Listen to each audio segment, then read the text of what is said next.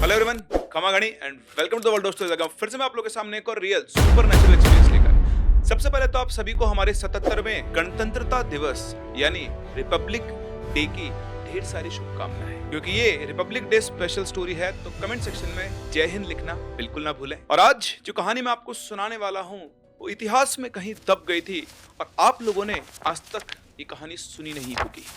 चिंता ना करें, कोई नॉर्मल स्टोरी नहीं होने वाली, वही हमारी सुपरनैचुरल स्टोरी है।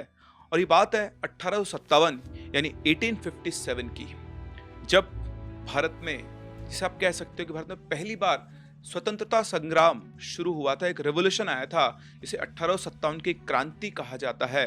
और इसकी जो सबसे बड़ी हीरो थी वो थी महारानी लक्ष्मीबाई। जहां झांसी के अंदर एक रिवोल्ट चल रहा था, कुछ ऐसा ही रिवोल्ट, एक ऐसी क्रांति चल रही थी बिहार में भी। 1857 में जब अंग्रेजों ने बिहारियों का खून बहाया तो उन्हें लगा वो जीत गए हैं। सहरसा के एक गांव में जहां हर जवान को पेड़ से लटकाकर मौत के घाट उतारा गया, वहां ब्रिटिशर्स ने एक ऐसी गलती कर दी जिसे ना इंसान भूल पाया ना वहां की जमीन। उन्हें नहीं पता था कि जिन क्रांतिकारियों को उन्होंने मारा है वो उन्हीं की आउटपोस्ट पर उनका इंतजार कर रहे हैं। उनकी गन्स जाम होने लगी, सिपाही एक दूसरे को मारने लगे और ब्रिटिश राज का सबसे बहादुर कैप्टन चीख चीख कर पागल हो गया। ये कहानी है उस खूनी जमीन की जहां मौत के बाद भी आजादी की लड़ाई जारी थी। और इस लड़ाई का अंजाम इतना डरावना था कि अंग्रेजों को अपनी सल्तनत छोड़कर भागना पड़ा। हमारी आज की कहानी हमसे शेयर की है अनु झा ने, जो बिलोंग करते हैं बोकारो झारखंड से, लेकिन इनका जो पेरेंटल विलेज है वो बिहार के सहरसा रीजन में है। ये कहानी तब की है जब इंडिया पर ब्रिटिशर्स का राज हुआ करता था। ब्रिटिशर्स ने इनके गांव के पास एक छोटा सा आउटपोस्ट बनाया था जहां से वो पूरे एरिया पर अपना कंट्रोल रखते थे। जब 1857 का रिवॉल्यूशन यानी क्रांति हुई तब फ्रीडम फाइटर्स ने उस आउटपोस्ट पर कब्जा कर लिया था और वहां पर जितने भी ब्रिटिशर्स थे उन सबको मार डाला था। इस काम में गांव वालों ने भी उनकी मदद करी थी, लेकिन वो उस आउटपोस्ट पर सिर्फ कुछ महीने ही कब्जा रख पाए और ब्रिटिशर्स ने फिर से एक बड़ी आर्मी भेजी जिसने इस आउटपोस्ट पर वापस से अपना कब्जा जमा लिया। उस लड़ाई में कुछ फ्रीडम फाइटर्स मारे गए और जो भी फ्रीडम फाइटर्स पकड़ में आए उन सबको एग्जीक्यूट कर दिया गया। इनिशियली तो उन्होंने गांव वालों को कुछ नहीं किया, पर जब दिल्ली से भी फ्रीडम फाइटर्स को खत्म कर दिया गया और फिर जब ब्रिटिशर्स ने पूरे नेटवर्क को क्रैकडाउन करना शुरू किया तो उन्हें जिस पर भी शक हुआ कि इन लोगों ने फ्रीडम फाइटर्स की यानी क्रांतिकारियों की मदद की थी, उन सब लोगों को मार दिया गया। और इसी सब में ब्रिटिशर्स ने उस गांव में भी बहुत लोगों को मारा। उन्हें उनके सुपीरियर्स की तरफ से फ्री हैंड था कि वो कुछ भी कर सकते हैं, जिसे चाहे उसे मार सकते हैं, सिर्फ शक के बिना पर। तो उन्हें जिन पर भी शक होता था, जो कि बेसिकली उस गांव के जितने भी मेल थे और यंग लोग थे, वो उन लोगों को पकड़कर गांव के साइड में उसी आउटपोस्ट के सामने एक बहुत बड़ा बरगद का पेड़ था, उसी पेड़ पर उन क्रांतिकारियों को और गांव के उन लोगों को वो लटका देते थे। इस तरह ब्रिटिशर्स ने गांव के कई लोगों को मौत के घाट उतारा, पर धीरे धीरे गांव में पैरानॉर्मल घटनाएं होने लगी। ब्रिटिशर्स की उस आउटपोस्ट पर, जो कि उस पेड़ के ही बिल्कुल सामने थी, वहां पर जो ब्रिटिशर्स गार्ड थे उन्हें रात को ऐसा फील होने लगा कि कोई उन्हें देख रहा है। जब वो सो रहे होते तो नींद में उन्हें बेड से नीचे खींचकर कोई गिरा देता था, सोते हुए सोल्जर की चद्दर कोई खींच देता था, उन्हें रात के अंदर सोते सोते खींच खींच के थप्पड़ पड़ा करते थे। उन्हें रात को डरावने सपने आते थे और उनके सपनों में उन्हें वो मरे हुए इंडियंस दिखाई देते थे। इस आउटपोस्ट का एक नियम था कि सुबह 4 बजे उठकर जितने भी सोल्जर्स थे वो फायरिंग की ट्रेनिंग किया करते थे। इस ट्रेनिंग का मकसद था गांव वालों के अंदर उनका डर बना के रखना और उनको अपनी प्रेजेंस फील करवाना। लेकिन कुछ दिनों से गांव वालों ने चीज नोटिस की थी कि फायरिंग नहीं हो रही थी। अब गांव में से किसी की भी हिम्मत नहीं थी कि वो वहां जाकर देख सके कि क्या चल रहा है, आखिर क्यों फायरिंग उन्होंने रोक दी है। पर गांव वालों को ये बात सुनने में मिली, कुछ लोग जो वहां पर काम करने जाया करते थे साफ सफाई का, उनके थ्रू, कि सुबह जब वो फायरिंग रेंज में जाते हैं तो उनकी सारी गन्स जाम हो जाती है और एक भी गन फायर नहीं कर पाती है। बहुत बार उन्होंने नए हथियार मंगवाए, लेकिन सबके साथ सेम। जब वो सुबह फायरिंग के लिए फील्ड रेंज में जाते थे तो सारी की सारी गन्स जाम हो जाती थी। ये गन सिर्फ उसी टाइम पर जाम हुआ करती थी। बाद में दिन के किसी भी टाइम गन चलाओ तो वो आसानी से चल जाती थी। उस टाइम पर उस आउटपोस्ट पर करीबन 10 ब्रिटिशर सोल्जर्स डिप्लॉयड थे और उन 10 के 10 की तबीयत खराब होना शुरू हो गई थी। इन सब स्ट्रेंज अकरेंस की वजह से वो पूरी पूरी रात नहीं सो पाते थे।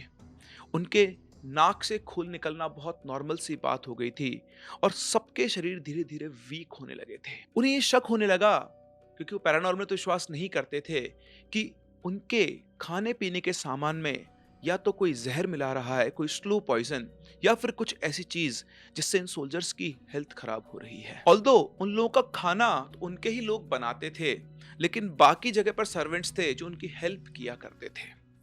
जब ये बात आई और ये डिस्कशन हुआ तो शक के आधार पर वहां पर जितने भी इंडियन सर्वेंट्स थे उन सबको भी उसी पेड़ पर लटका दिया गया और इन सर्वेंट्स में एक 14 साल का लड़का भी था। सिर्फ इतना ही नहीं, उस आउटपोस्ट के आसपास जितने भी गांव वाले रहते थे उनको भी उसी पेड़ पर लटकाकर मार दिया, इस शक में कि वो उनके वाटर को पॉल्यूट कर रहे हैं। लेकिन ये सब करने से भी उनकी हेल्थ पर कोई फर्क नहीं पड़ा। फिर वहां पर उन सोल्जर्स को हटाकर नए सोल्जर्स को भेजा गया और जब नए सोल्जर्स को भेजा गया तो उनकी भी तबीयत बिल्कुल वैसे ही खराब होने लगी, उनको भी वैसे हेलुसिनेशंस होने लगे। फिर से घूम फिर के उनको मिलता कौन था? इंडियंस।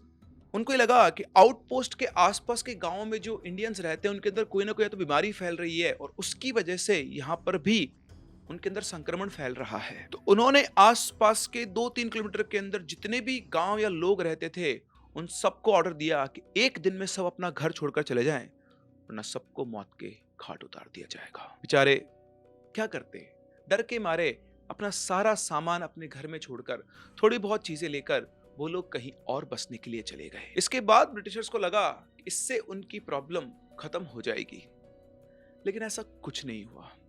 अब सिर्फ सपनों में ही नहीं, जो सोल्जर्स आउटपोस्ट के बाहर रात के टाइम गार्ड करते थे उन्हें रात को उस पेड़ पर लोग लटके हुए दिखाई देने लगे। लाशें एक एक पेड़ पर 20-20, 30-30 लाशें एक साथ लटके रहती थी और सबसे खतरनाक चीज, सबकी आंखें खुली रहती थी और वो इन्हीं सोल्जर्स को घूरती रहती थी। जब वो रात को उस पोस्ट को गार्ड कर रहे होते थे तो उन्हें एकदम से फील होता था कि उनके पीछे कोई खड़ा है। और जब वो मुड़कर देखते थे तो वहां पर कोई नहीं होता था, लेकिन फिर भी उन्हें एक स्ट्रॉन्ग प्रेजेंस फील होती थी। जब वो घूमते थे गार्ड के पोस्ट को गार्ड करते हुए तब उन्हें लगता था उनके साथ में भी लोग चल रहे हैं। लेकिन ये सभी स्पिरिट्स, ये जो भी एंटिटीज थी, ये इन सोल्जर्स को डायरेक्ट कोई नुकसान नहीं पहुंचा रही थी। शायद उनका मकसद कुछ और था। इतना ही नहीं, जब उन्हें लगता था उनके आसपास कोई है, घबरा कर वो अंधाधुंध फायरिंग किया करते और रात को पूरे इलाके के अंदर बंदूकें चलने की आवाज आया करती थी। अब जब किसी को कुछ समझ में नहीं आ रहा था तो इन सोल्जर्स ने अपने सीनियर्स को बताया और ये भी बताया कि उन्होंने आउटपोस्ट के आसपास का सारा इलाका खाली कर दिया है, लेकिन फिर भी सोल्जर्स को ये सब फील होता है।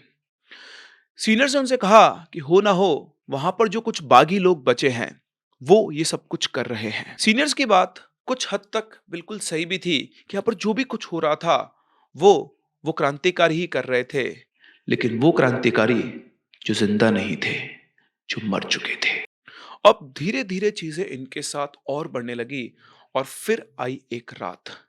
उस रात वो सोल्जर जो हर रात गार्ड ड्यूटी पर रहता था, रोज वो इन सब चीजों से फेस करता था, इन सारी चीजों को, उसे सब कुछ दिखता था और पता नहीं उस दिन उसे क्या हुआ, उसका मेंटल ब्रेकडाउन हुआ।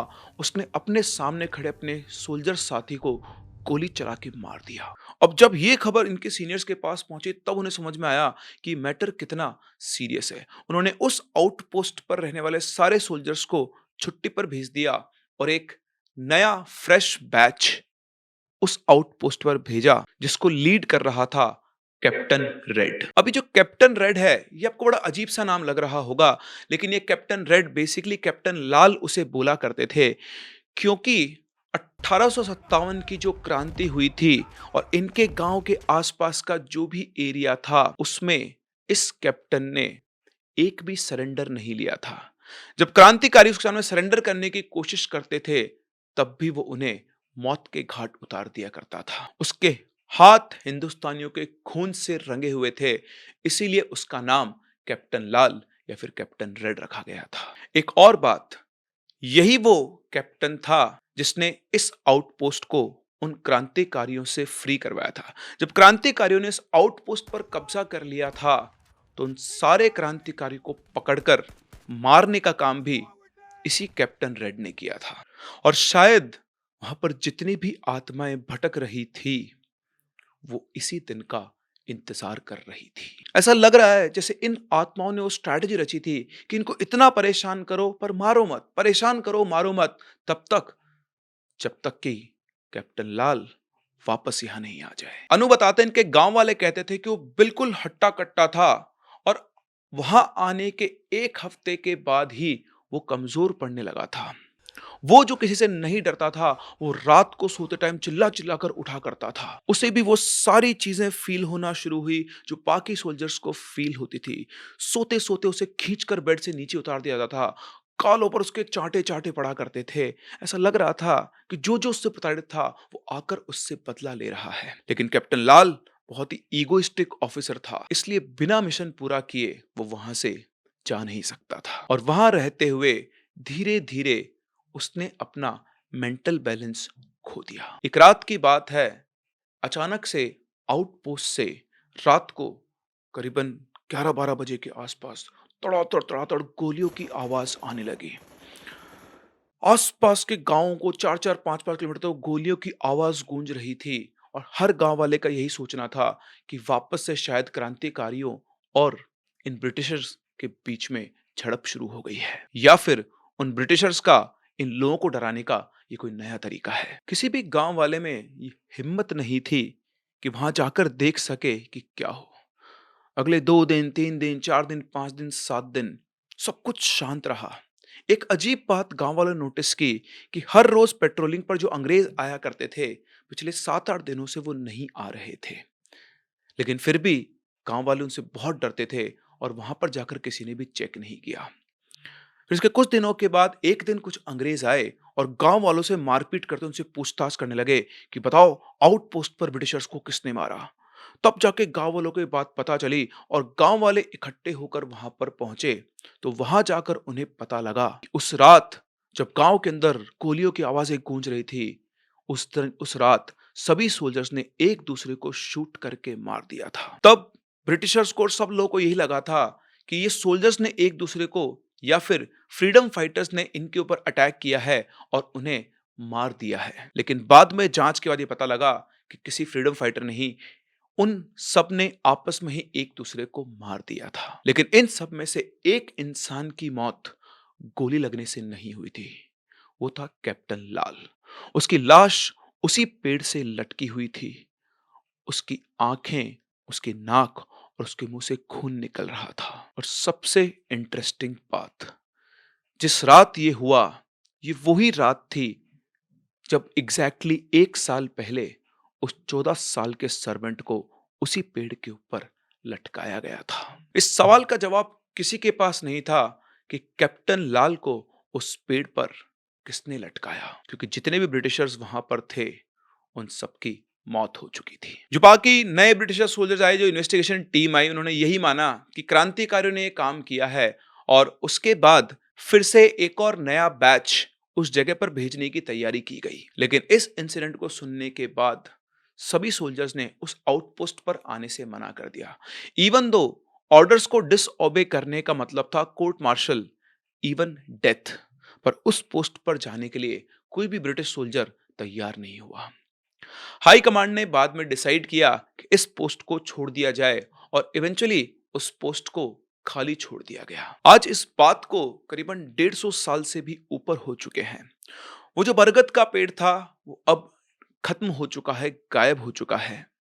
वो पोस्ट भी अब ऑलमोस्ट पूरी तरह से टूट गई है। लेकिन आज तक भी उस पोस्ट के 2-3 किलोमीटर के एरिया में कोई घर नहीं है। कुछ लोगों ने वहां पर घर बनाने का ट्राई भी किया, पर घर का काम कभी भी पूरा नहीं हो पाया। एक और इंटरेस्टिंग चीज जो इस जगह के बारे में है, जो अनु हमें बताते हैं कि जब वहां बारिश होती है, ये चीज उन्होंने अपनी आंखों से देखी है कि जब वहां बारिश होती है तो उस आउटपोस्ट की जमीन कभी भी गीली नहीं होती। पानी वहां ठहरता ही नहीं है। ऐसा नहीं है कि वो हाई ग्राउंड पे बना हुआ है, बिल्कुल जमीन के लेवल पर ही है, लेकिन बारिश में वहां पर पानी नहीं ठहरता है। अब अनु की ये बात कितनी सही है या नहीं, ये तो वही लोग बता पाएंगे जो सहरसा रीजन के उस गांव के उस आउटपोस्ट के आसपास रहते हैं। अगर आप उस रीजन से बिलोंग करते हैं, आपने इस आउटपोस्ट के बारे में सुना है, इस जमीन के बारे में सुना है, तो हमें कमेंट सेक्शन में जरूर बताएं। तो ये थी कहानी हमारे वीर बहादुर क्रांतिकारियों की, जिन्होंने हमें अंग्रेजों के राज से स्वतंत्रता दिलाई। जीते जी वो जो काम नहीं कर सके, मरने के बाद उन्होंने वो काम किया, वो बदला लिया और उस आउटपोस्ट को अपने कब्जे में लिया, और शायद आज तक भी वो उन लोगों के कब्जे में ही है। अपने व्यूज हमें कमेंट सेक्शन में जरूर बताएं। हम लोग मिलते हैं अपनी अगली कहानी में, तब तक के लिए keep loving and keep listening.